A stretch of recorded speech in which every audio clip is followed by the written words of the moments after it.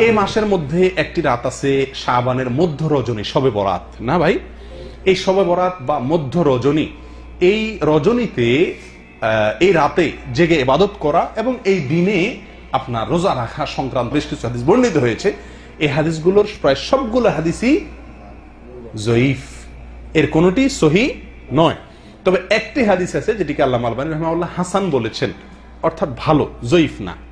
আর সেটা হলো যে নবী সাল্লাল্লাহু আলাইহি ওয়াসাল্লাম বলেছেন, ইন্নাল্লাহা লা ইয়াত্তালিউ ফি লাইলাতিন নিসফি মিন শাবান ফায়াগফিরু লিজামিই খালকিহি ইল্লা লিমুশরিকিন আও মুশাহিন। শাবানের মধ্য শাবান রাতে, যেটাকে আমরা শবে বরাত বলি, আল্লাহ সুবহানাহু ওয়া তাআলা বান্দার দিকে দৃষ্টিপাত করেন, নজর দেন এবং সব মানুষকে সাধারণ ক্ষমা ঘোষণা করেন এই রাতে, দুই শ্রেণীর লোক ছাড়া, মুশরিক আর হিংসুক বা ঝগড়াটে লোক। মানুষের সাথে ঝগড়া ফাসাদ করে, কারোর সাথে সম্পর্ক ভালো থাকে না অথবা হিংসুটে, এই টাইপের লোক এবং মুশরিক, এই দুই শ্রেণীর লোক ছাড়া আর সব লোককে আল্লাহ তাআলা সাধারণ ক্ষমা ঘোষণা করেন। এই হাদিসটিকে আল্লামা আলবানী রাহিমাহুল্লাহ হাসান বলেছেন। এই হাদিসের আলোকে শবে বরাত উপলক্ষে আমাদের একটি মাত্র কাজ হতে পারে, সেটা হলো আমরা এই রাত উপলক্ষে নিজেদেরকে শিরক থেকে মুক্ত করার চেষ্টা করব। একটা পরিচ্ছন্নতা অভিযান চালাবো যে আমার বিশ্বাসে, কর্মে, কাজে শিরক আছে কিনা, শিরক থেকে নিজেকে পবিত্র করব, তাহলে আমি ওই রাতে ক্ষমার যোগ্যতা অর্জন করব। দ্বিতীয়ত হলো হিংসা আমার ভেতরে আছে কিনা, কারোর প্রতি ঝগড়া ফাসাদ করার মানসিকতা আছে কিনা, প্রবণতা আছে কিনা, তাহলে সেগুলো থেকে তওবা করে নিজেকে পরিচ্ছন্ন করে নেব আল্লাহ সাধারণ ক্ষমা পাওয়ার জন্য। ঠিক আছে ভাই?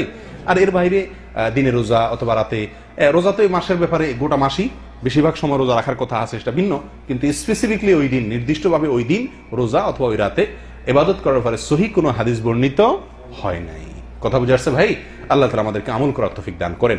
শেষ যে পয়েন্টটি বলে আলোচনা এই বিষয়ে শেষ করব, সেটা হলো আমরা আমাদের দেশের বেশিরভাগ মানুষ শবে বরাত মানেই জানে মূলত এটা ভাগ্য নির্ধারণকারী রজনী। আমাদের মিডিয়াগুলো সেভাবে সংবাদ প্রচার করে থাকে যে শাবানের মধ্যরাত, শবে বরাত মানে কি, ওই রাতে কি হয়, ভাগ্য ঠিক হয়। দেখুন, এ বিষয়েও যে হাদিস বর্ণিত হয়েছে সে হাদিস সহি নয় প্রিয় ভাইরা। এর বিপরীতে আমি আপনাদেরকে বলবো, মেহেরবানি করে বাংলা কোরআন খুলে দেখুন, সূরা দুখানের 1 থেকে 4 নম্বর আয়াত যদি আপনি পড়েন, আপনার কাছে স্পষ্ট হয়ে যাবে, ক্লিয়ার হয়ে যাবে যে ভাগ্য কোন দিন ঠিক হয়। আল্লাহ সুবহানাহু ওয়া তাআলা বলছেন, ইন্না আনজালনাহু ফি লাইলাতিন মুবারাকাতিন, আমি কোরআনকে নাজিল করেছি একটি বরকতময় রাতে। কোন সে বরকতময় রাত? আল্লাহ এখানে ইশারায় বলেছেন, ডাইরেক্ট বলেন না কোন রাতে নাজিল করেছেন। আল্লাহ বলেছেন একটি বরকতময় রাতে কোরআন নাজিল করেছি। এই বরকতময় রাত, যে রাতে আল্লাহ কোরআন নাজিল করেছেন, কোন রাতে আল্লাহ কোরআন নাজিল করেছেন?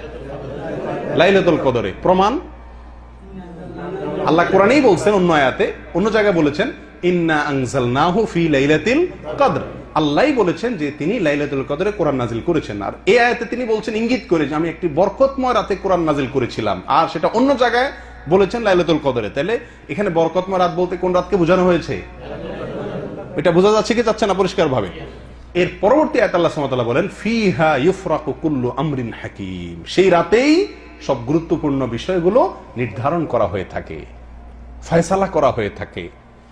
তাহলে বোঝা গেল ভাগ্য ঠিক হয় কোন রাতে? যে রাতে কোরআন নাজিল হয়েছিল, অর্থাৎ লাইলাতুল কদরে। আর আমরা সবাই হুমড়ি খেয়ে পড়ি কোন রাতে? শবে বরাতে।